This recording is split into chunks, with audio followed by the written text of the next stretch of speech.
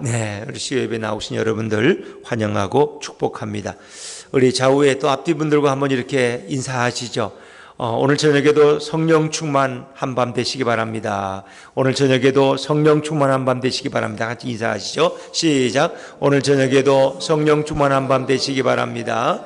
네, 감사합니다. 수요일 저녁은 다 바쁘신가 봐요. 그래도 이렇게 늘 예배 자리를 사모하는 우리 또 성수아님 부부, 또 우리 김영남 목사님 부부가 있어서 참 감사합니다. 네.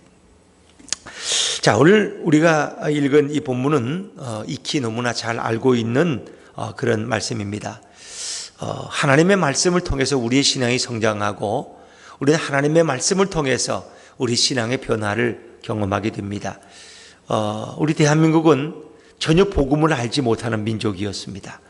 전혀 하나님을 알지 못하던 민족이었어요. 역사에 의하면 어떤 분들은 예전에 인도에 간 도마가 한국에도 와서 신라시대 때 한국에 와서 잠시 머물렀다, 그런 고증을 주장하는 분들도 있어요. 그래서 우리 그 시대에 우리나라에는 양이 없었는데 양으로 만든 이런 석조 이런 걸 보면서 어떻게 여기 양의 그림이 있느냐, 이런 거. 또 우리 민족은 이 십자가에 대한 개념이 없는데 어머니들이 밥을 풀 때에 꼭 이렇게 십자가를 건다든가, 무당이 구슬할 때도 십자가를 건다든가, 이런 걸 가지고 어떤 복음이 오래전에 증거된 적이 있지 않았느냐, 그런 추측을 합니다만은 그건 정확하다고 말할 수는 없습니다. 어찌 보면 우리 대한민국은 기독교의 복음이 처음 이 땅에 들어왔지요. 그러나 이 땅에 들어온 그 복음의 씨는 정말 이 땅에 뿌려졌을 때 정말 처음에는 천주교가 먼저 들어왔죠. 그래서 많은 배척이 있어서, 왜 이런 조상 재산 문제 때문에 천주교인들이 많이 순교당하고 죽었어요.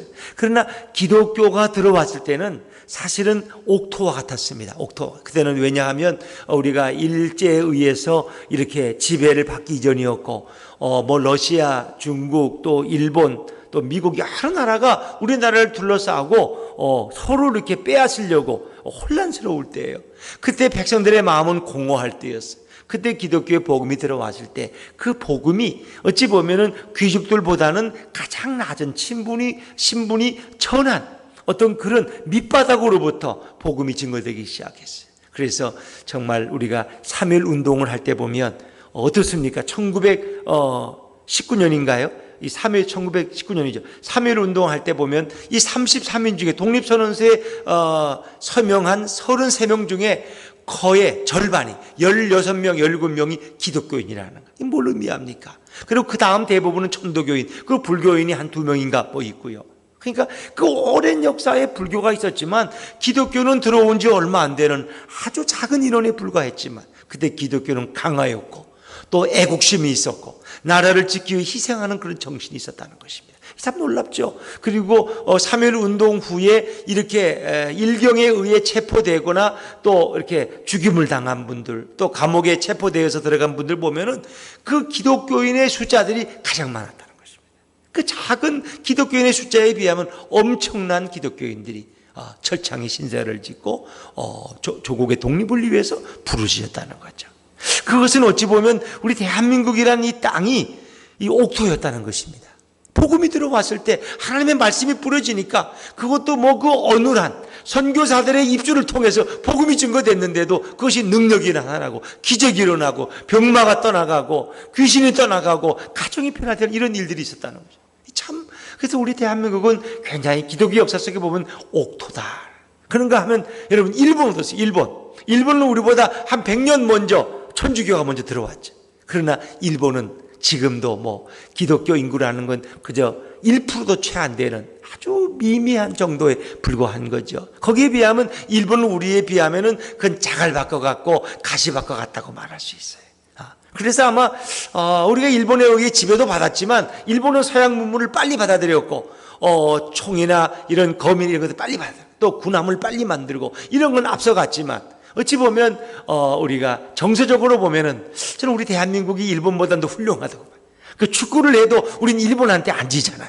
네. 제가 보지는 못했지만 나중에 뉴스에 보니까 오늘 새벽에 우리 한일전에서도 우리 대한민국이 1대0으로 이겨서 이제 한국이 8강에 올라간 이런 거 보면은 한 대한민국이 일본보다는 훨씬 우수한 민족인 것 같아. 복음이 열매 맺는 것도 그렇고 하나님이 축복하시는 것도 그렇고 정말 일본에 비하면 우리는 고난을 많이 받았지만 그러나 앞으로는 하나님이 대한민국을 더 크게 쓰실 것이다 그런 생각을 하게 됩니다. 왜? 우리는 마음이 옥토와 같기 때문이다 하는 것이죠. 자, 여러분 말씀의 씨앗이 부러질 때 그가 어떤 마음 자세를 가지고 있느냐 매우 중요한 것입니다. 말씀의 씨가 떨어지는 것입니다. 그것이 부러지는 것입니다. 그리고 그것이 밭에서 어떤 뿌리를 내리고 어떤 열매를 맺느냐 매우 중요한 것이죠. 자, 오늘 예수님은 씨 뿌리는 비유를 우리에게 말씀해 주고 있습니다. 3절 말씀을 한번 읽어볼까요? 3절입니다. 3절 시작. 들으라, 씨를 뿌리는 자가 뿌리로 나가서 들으라는 겁니다. 귀를 기울이라는 것입니다. 우리는 말씀을 먼저는 잘 들어야 됩니다. 그 말씀의 그 내용은 무엇이냐? 예수님의 말씀은 씨를 뿌리는 자, 곧 예수님입니다. 씨를 뿌리는 자가 뿌리로 나가서 이제 뿌리는데 그 씨가 네 가지 밭에 떨어진다는 것입니다. 그래서 그것은 각 밭에 따라서 다른 결과를 가져온다는 것이죠. 그래서 우리가 정말 똑같이 신앙생활을 하고 똑같은 자리에 앉아서 말씀을 들어도 그 반응이 다 다른 것 같아요. 반응이. 어떤 사람들은 말씀을 듣고 거기에 민감하게 반응하고 그것이 믿음이 성장하고 그 말씀에 대해 순종하고 자신을 결단하고 변화를 경험하는가 보면 어떤 이들은 말씀을 똑같이 들었는데도 그 말씀이 뿌리 내리지 못하고 열매 맺지 못해서 삶에 변화가 없는 이런 것은 왜 그럴까요? 그래서 우리는 종종 이렇게 그것이 꼭 어떤 설교자들을 변호하기 위한 말은 아닙니다. 이렇게 설교자가 말씀을 잘 전해야지 우리 또 성도들이 말씀을 잘 듣고 은혜를 받고 성령 충만해서 변화되어야 되는데 이 목사님이 말씀을 잘 못 전해서 우리가 이렇게 변화되지 않는다. 그것도 사실 일리가 있어요. 설교자는 설교자로서의 권위와 영적인 충만함과 또 주님으로부터 받은 계시의 담대함을 가지고 복음을 증거해 설교해야죠. 그러나 또 반면 생각해 보면은 이렇게 말씀을 듣는 이 마음밭은 너무나 중요하다는 거죠. 똑같은 자리에서 말씀을 들었는데 어떤 이들은 헌신하고 결단하고 어떤 이들은 전혀 그 말씀을 받지 않고 그 말씀에 대한 변화를 경험할 수 없다는 거죠. 그거 왜 그러냐? 똑같은 씨앗이 뿌려져도 어떤 밭에 뿌리면 그것이 열매를 맺고 어떤 밭에 뿌리면 그만 말라서 죽어버린다는 것입니다. 로마서 10장 10절에 보니까 그런 말씀입니다. 그러므로 믿음은 들음에서 나며 들음은 그리스도의 말씀으로 말미암나니라. 그러니까 역시 믿음이라는 변화는 하나님의 말씀을 잘 듣는 데서부터 출발한다는 것입니다. 씨는 하나님의 말씀이고 열매는 우리 삶의 변화요 결과인 것입니다.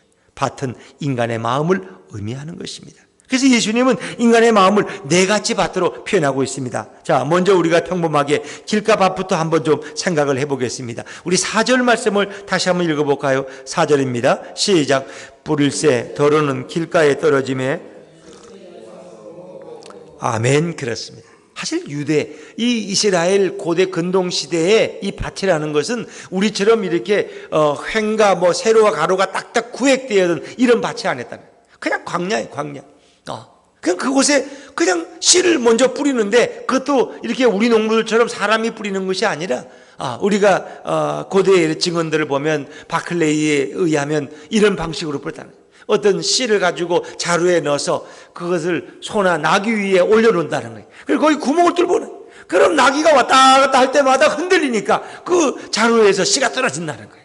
여기도 떨어지고 저기도 떨어지고 여기도 떨어지고. 그런데 그게 무슨 특별한 길이 있는 것도 아니지만 사람들이 많이 다니다 보면 자연스럽게 이 밭 가운데 길이 생긴다는 거예요. 그 씨는 밭에도 떨어지고 또 가시던 물에도 떨어지고 자갈밭에도 떨어지고 길가에도 떨어진다는 거예요.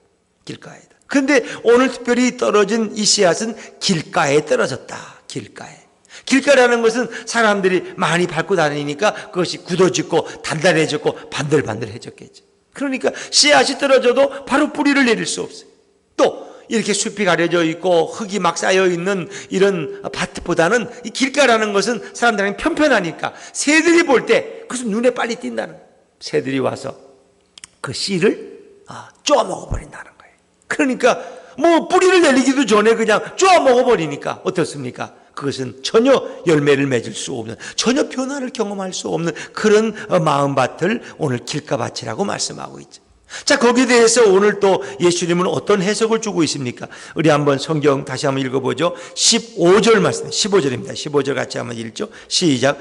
말씀이 길가에 뿌려졌다는 것은 이들을 가리킴이니 곧 말씀을 들었을 때에 사단이 즉시 와서 그들에게 뿌려진 말씀을 빼앗는 것이요. 아멘.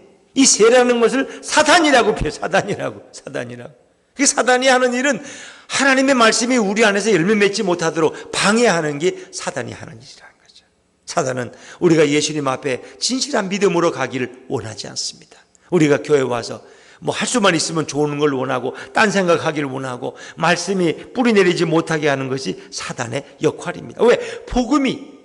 복음이 번져가고 복음이 인간을 변화시키고 그리고 한 사람의 변화를 통해서 그의 가정에 천국이 이루어지고 그의 직장에 그의 마을에 이 천국이 이루어지는 것을 사단은 철저하게 반대하기 때문입니다. 그래서 말씀의 씨앗이 떨어질 때 사단이 와서 새처럼 집어먹어버리기 때문에 그에게 아무런 변화가 이루어질 수 없더라고요. 어떤 분들은 이제 보면 꼭 그런 분들이 있어요. 설교 시간이 딱 이제 성가대 4년 끝나고 설교 시작할 때 그때부터 졸기 시작해. 그 다음 목사님 설교가 딱 끝나면 그때 또 탁 눈을 떠요. 그러니까 와서 예배는 드리지만 설교 말씀을 한마디도 못 듣는 거예요. 그래서 오죽에 있는 목사님들이 그러지 말고 커피 한 잔 먹고 들어와라. 또 그렇지 않으면 이건 졸음마귀가 있는 거니까 그냥 안수를 받아라. 그렇게 말해요. 왜? 설교 시간만 그렇게 되면 졸린다는 거예요. 참 그게 그러면 말씀을 듣지 못하면 그런 전혀 열매를 맺을 수가 없다는 거예요. 이 길가밭과 같은 매우 비관적이고 비극적인 밭이라고 할 수 있습니다. 자, 거기에 비해서는 그래도 조금 낫다고 하는 것이 뭘까요? 이 돌밭입니다. 자, 이 길가밭은 마음이 닫히면 굳어버린 마음, 딱딱하게 굳어버려서 전혀 말씀이 틈탈 수 없는 그 닫힌 마음. 사단이 언제든지 노략질하는 그런 마음이 바로 이 길가밭의 마음이다. 마치 우리가 바카스 병을 뚜껑을 꼭 닫아서 한강에 던져버리면 10년이 지나도 물 한 방울 들어갈 수 없는 것처럼 그 마음이 완전히 굳어버려서 전혀 말씀이 들어갈 틈이 없는 그런 굳어진 마음을 길가밭이라고 말할 수 있습니다.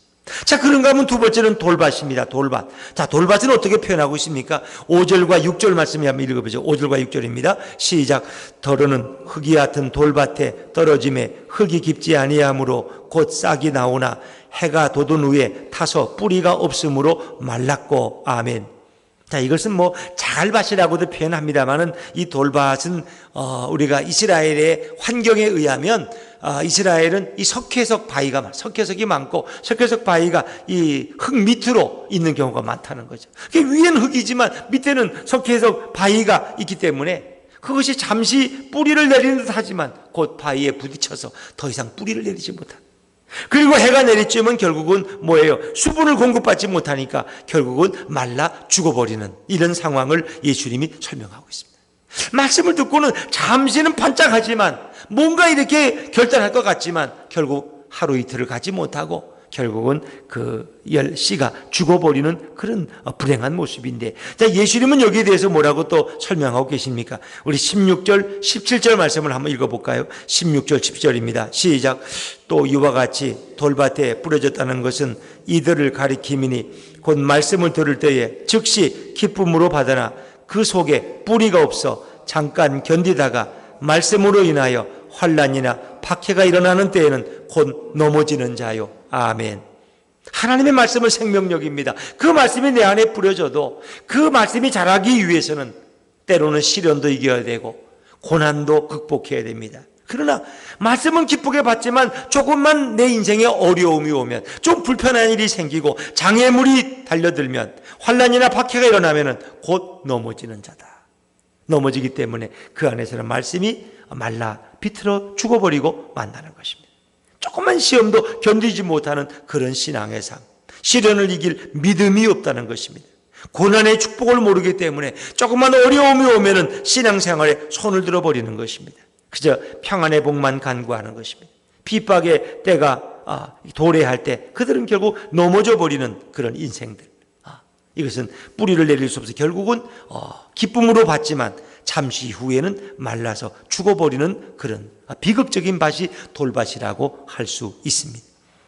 그것은 말씀은 기쁨으로 받는 것 같지만 그것이 열매 맺지 못하고 뿌리를 내리지 못하는 잠시의 그냥 신앙에 불과한, 부흥회를 하고 나면 그때는 모든 은혜를 다 받은 것 같지만 결국 일주일을 못 가서 다시 예전으로 돌아가 버리는 그런 신앙이라고 할 수 있겠죠.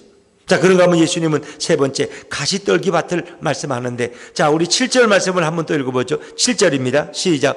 더러는 가시떨기에 떨어짐에 가시가 자라 기운을 막음으로 결실하지 못하였고. 가시나무라는 것은 무엇입니까? 그 씨앗이 이제 자라나는데 그 가시가 어떤 그늘을 만들어서 가시로 찌르고 또 그늘을 만들어서 햇빛을 받지 못하기 때문에 그 기운을 막음으로써 결국은 그 안에서 고사돼 버리고 마는 그런 결과라고 하는데, 자, 예수님은 어떻게 해석하고 계십니까? 19절 말씀, 19절, 우리 18절과 19절 말씀, 18절 19절입니다. 시작.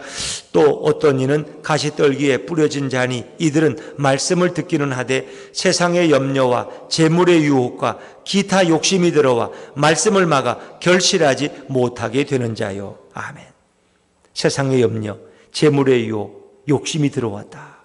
그래서 결국 말씀의 성장을 방해하는, 어찌 보면 이것은 하나님에 대한, 예수님에 대한 신뢰가 부족한, 철저하게 내 인생을 인도하시는 분이 누구냐? 바로 예수 그리스도고 하나님이라는 확신이 없을 때 우리는 늘 무엇을 먹을까, 무엇을 입을까 염려한다는 것이죠. 그렇기 때문에 우리는 먹을 거 입을 걱정하기 때문에 우리는 재물에 대한 유혹을 늘 당한다는 거예요. 왜? 내가 어떻게 살아야 될지, 주님이 내 인생을 책임지시고 주님이 우리의 의식주를 공급한다는 그런 확신과 믿음이 없이는 늘 우리는 불안하고 염려에 빠질 수 있다는 거죠. 또 어떤 과도한 욕심으로 인해서 결국은 열매 맺지 못하는 이런 불행한 삶, 이것이 바로 가시떨기 밭이라고 말할 수 있습니다. 온전히 하나님을 신뢰할 수 있는 사람, 내 필요한 모든 것을 하나님이 채우신다는 확신이 있기 때문에 일반적으로 물질에 대한 욕심을 내지 않습니다. 오늘 부족하더라도 내일 채울 것을 알기 때문에, 또 세상 내가 어떻게 살아갈 것을 염려하지 않습니다. 그러나 하나님에 대한 온전한 신뢰가 없을 때 우리는 이런 잘못된 욕망과 염려에 빠지기가 쉽다는 거죠.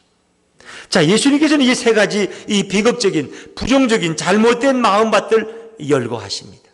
그것은 차이는 있지만 열매 맺지 못한다는 점에서는 동일한 것입니다. 아예 처음부터 뿌리를 내리지 못하는 인생, 조금 뿌리를 내다가 말라버리는 인생, 그리고 조금 크다가 성장이 멈춰버리는 그런 인생이 있다는 거예요. 그러나 주님이 오늘 원하시고 기대하시는 마음밭은 바로 네 번째, 옥토, 좋은 땅입니다. 자, 우리 오늘 성경 8절 말씀을 읽어볼까요? 8절입니다. 시작. 더러는 좋은 땅에 떨어짐에 자라 무성하여 결실하였으니 30배나 60배나 100배가 되었느니라 하시고. 아멘. 30배, 60배, 100배. 정말 놀라운 열매고 놀라운 축복이죠. 마치 우리가 시편 1편에 시냇가에 심기어진 나무같이 되어서 시절을 쫓아 열매를 맺고, 그렇죠? 기근이 와도 두려워하지 않은, 그래서 30배, 60배, 100배의 열매. 이삭이 한 해에 기근을 당해서 그가 가나안을 떠나서 이제 그랄 지역에 머물렀는데 거기 지역에서 농사를 졌더니 한 해에 100배의 수확을 거두었더라. 100배의 수확을. 그것은 정말 대단한 하나님의 축복인 것입니다. 좋은 땅, 옥토라는 것은 이렇게 놀라운 믿음의 결실, 믿음의 변화, 그리고 정말 살아계신 주님을 체험하며 살아가는 그런 삶, 변화된 삶이 될 수 있다는 거죠. 옥토와 같은 마음이 너무너무 중요한 거 아니겠습니까? 자, 문제는 요는 이제 우리의 심령이 어떻게 옥토로 변화되어질 수 있느냐 하는 것입니다. 우리가 이 말씀을 가만히 읽어보면은 정말 하나님의 말씀이 떨어질 때 그 말씀이 열매지는 조건은 뭐예요? 우리가 일반적으로 말하면 그것은 마음을 열고 그 말씀의 씨앗을 받아들이는 태도입니다. 그 말씀을 받는 태도가 무엇입니까? 바로 순종이라는 거예요. 순종입니다. 하나님의 말씀에 대해서 오늘 우리는 어떤 반응을 보이고 있느냐? 하나님의 말씀을 정말 주의 말씀으로, 생명의 말씀으로 우리는 받고 그 말씀을 우리 안에 그대로 영접하고 있느냐 하는 것입니다. 그것이 결국은 어찌 보면 가장 평범한 것 같지만 그 말씀을 받는 반응, 그 태도가 그의 인생의 열매를 좌우할 수 있다는 것입니다. 어떤 특별한 다른 요인이 있는 것이 아니라 그 말씀을 받는 그의 겸손함, 그리고 그 말씀을 받고 그 말씀을 따르는 순종의 태도가 그의 인생을 바꿔놓을 수 있다는 것이죠. 사랑하는 여러분, 오늘도 주님은 우리에게 이 말씀을 통해서 너의 마음이 순종하는 마음이 되어야 한다고 말씀하십니다. 너의 마음에 하나님의 말씀을 거부할 수 있는 그런 모든 장애물들을 제거하고 너의 마음이 순종의 마음이 되기를 원한다. 그 말씀에 대해서 너는 어떻게 반응하고 있느냐 하는 것을 우리에게 요구하고 있습니다. 언젠가 책을 읽었더니 그런 재미있는 얘기가 있어요. 예전에는 이 전화가 쓰기가 늘 불편했습니다. 제가 어릴 때 이렇게 아버님이 우체국장을 시골에서 하셔서 이 우체국에 가서 늘 이렇게 놀고 그러면 이제 전화 교환원도 있지만 그 당시에는 주로 이 전보 그래서 이 전보를 전화라도 하지만 그 전화가 연결하기가 힘들어요. 그러니까 되게 이제 전보, 그 모르스 보라는 게 있어가지고 이렇게 딱딱딱딱딱딱딱 뭐 이렇게 하면은 이게 이제 두드려도 이게 되겠죠. 그래서 길게 짧게 또 짧게 여러 번 또 길게 여러 번 이러면 그게 글씨가 만들어지는 거예요. 그렇게 보내면 그 글씨가 돼서 이제 간단한 급한 내용들을 바로 연결하는 그게 전보라 그래요. 전보. 그래서 이제 전보하는 분들은 이게 모르스보를 배워가지고 그것을 이제 치는 것을 옆에서 저도 보고 또 많이 장난도 하고 그렇게 해봤습니다. 예전에 이런 전화가 발전하지 않았을 때 이제 모르스보를 이렇게 전하는 그런 그 회사에서 어떤 직원을 모집하게 됐다는 거죠. 그래서 사람을 모집하게 되니까 이제 한 7명이 와서 응시를 해서 1차 필기시험을 마치고 면접을 보는데 그 중에 이제 한 명을 선택하게 되어 있다는 거죠. 그래서 면접장에서 그들이 기다립니다. 근데 한 젊은이가 좀 늦었어요. 늦게 와서 화석지고 오더니 이제 자기가 왔다고 알리고 잠시 자리에 앉아 있는데 그 면접장은 좀 시끄럽고 아직 면접이 시작되지 않았어요.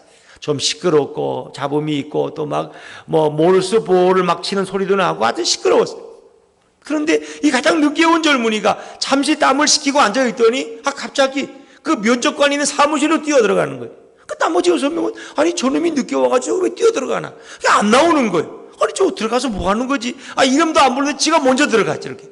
그 늦게 온 놈이 이럴 수가 있느냐고 말이야. 항의를 하려고 그러는데 잠시 후에 그 면접관이 먼저 면접관실로 들어간 젊은이를 데리고 나와서 여러분 오늘 면접은 여기서 마치겠습니다. 우리는 한 명을 뽑아야 되는데 이 젊은이를 우리는 꼭 채용하기로 결정을 했어요. 그러니까 면접도 안 보고 이러는 법이 어디 있느냐고. 아니 면접을 이미 봤다는 거예요. 언제 봤냐고.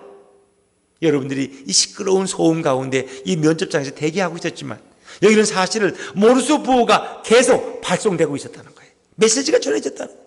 그러니까 여러분들은 거기 신경을 안 쓰고 딴색이하고 이야기하느라고 못 들었지만 이 젊은이는 비록 늦게 왔지만 그 모르스보가 울려지는 것을 정확하게 듣고는 그 모르스보의 내용이 뭐였느냐? 오늘 면접 보러 온 젊은이 중에 여러분 가운데 오늘 이 메시지를 듣는 사람은 면접관실로 먼저 뛰어들어오십시오. 그런데 이 젊은이는 정확하게 모르스보를 분별해내고 뛰어들어가서 그와 면접이 끝났다는 것입니다. 자, 여러분 어찌 보면 그것은 시끄러운 면접장입니다. 잡음이 있고 왁자지껄하는 소리, 모르스보가 막 뒤엉켜서. 그런데 오늘 세상의 모습은 그렇지 않느냐는 거예요.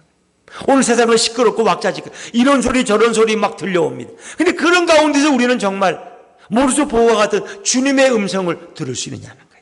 주님의 음성을 분별해내고 그 음성 앞에 순종할 수 있느냐 하는 것입니다.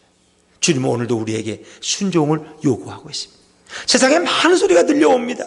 TV를 켜면 TV의 소리, 라디오를 켜면 라디오의 소리, 사람들 아이들 떠드는 소리, 개 짖는 소리 들려와요. 그러나 그 가운데서 우리는 정말 주님의 음성을, 하나님의 음성을 분별해낼 수 있느냐, 그리고 그 음성을 들을 때 우리는 거기에 순종할 수 있느냐 하는 것입니다. 주님은 오늘도 우리에게 그 말씀에 대해서 어떻게 반응할 것인가를 묻고 계십니다. 오늘 주님은 우리에게 말씀하고 계십니다. 우리가 오늘 듣지 못하지만 수많은 전파가 이 공중에 지금 지나가고 있습니다. 우리가 주파수만 맞추면 우리는 수많은 채널들의 소리를 들을 수 있습니다. 채널을 맞추지 못하기 때문에 듣지 못하고 있을 뿐입니다. 여러분, 진정한 말씀의 열매는 무엇입니까? 순종하는 것입니다. 말씀을 분별해내고 그것을 순종하는 것입니다. 그런 얘기도 있죠. 유럽에 헨리 3세라는 왕이 있었습니다. 그런 왕으로서 백성을 다스리다 보니까 이게 보통 골치 아픈 게 아니에요. 그래서 저 수도원에 있는 수도자들은 얼마나 좋을까. 맨날 수도나 하고 그냥 명상이나 하고 잠이나 자고 너무 좋아. 난 이 왕이 잠도 못 자고 이거 아주 골치 아파. 그래서 그 왕이 어느 날 수도원을 찾아왔어. 수도원장에게 여보시오, 수도원장, 나 여기 수도사가 되고 싶으니까 나 좀 받아달라고. 그랬더니 수도원장이 웃으면서 이 수도원은 규칙이 엄하기로 유명합니다. 여기에는 한 가지 아주 유일한 규칙이 있습니다. 그게 뭐냐고, 왕입니다. 여기는 누구든지 수도원장의 명령을 무조건 100% 순종해야 됩니다. 그렇게 할 수 있겠습니까? 그 왕이 내가 하겠다는, 맹세할 수 있습니까? 예수 그리스도의 이름을 걸고 내가 맹세하겠다는, 왕이 나를 수도사로만 받아달라는 거예요. 그럼 수도원장의 모든 명령에 내가 다 순종하겠다는 거예요. 이 왕은 도저히 골치 아파서 나는 못하겠다는 거예요. 조용한 수도사가 내 체질에 맞다는 거예요. 그때 수도원장이 좋습니다. 그러면 이제 당신을 수도사로 받아들이면서 내가 첫 번째 명령을 내리겠습니다. 첫 번째 명령, 당신은 지금 왕궁으로 돌아가서 백성들을 섬기십시오. 첫 번째 명령, 당신은 이 명령에 순종해야 됩니다. 그때 왕은 어쩔 수 없이 수도원장의 명령에 순종해서 다시 왕궁으로 돌아갔다고 하는 것입니다. 자, 우리가 어떻게 정말 옥토가 될 수 있을까요? 우리의 굳어버린 마음, 우리의 완악한 마음들, 우리의 교만한 마음들을 어떻게 해야 돼요? 회개해야 되는 것입니다. 회개만이 우리 심령을 옥토로 만들 수 있습니다. 정말 예수 그리스도를 전적으로 내 인생의 주인으로 믿고 그분의 말씀 앞에서 나의 더러움과 추악함을 내어놓고 회개하고 고백할 때 이제는 내 안에 사시는 분이 내가 아니라 예수 그리스도가 되는 거예요. 나는 죄로 인해 죽어버리고 나를 다스리고 지배하시는 분이 예수 그리스도가 될 때 내 마음은 옥토가 될 수 있습니다. 그때 주님의 말씀이, 주님의 음성이, 주님의 말씀의 씨가 내 안에 30배, 60배, 100배의 열매를 맺게 될 줄로 믿습니다. 인생의 변화는 바로 하나님의 말씀을 어떻게 맞이하고 그 말씀에게 어떻게 반응하느냐 하는 것입니다. 말씀에 순종하는 삶, 그리고 내 안에 모든 주님이 기뻐하지 않는 것들을 내어놓고 고백하고 회개하는 결단, 그리고 예수님을 내 인생의 주인으로 모시고 그분의 명령 앞에 철저하게 순종하는 삶이 나를 옥토의 밭으로 만들 것입니다. 하나님의 말씀은 살아있는 말씀, 하나님의 말씀은 생명의 말씀이고 하나님의 말씀은 능력의 말씀입니다. 오늘도 주님은 말씀하고 계십니다. 이 말씀이 우리의 옥토의 심령에 떨어져서 30배, 60배, 100배 열매를 맺는 저와 여러분의 아름다운 인생이 되시기를 주의 이름으로 축원합니다. 기도하겠습니다.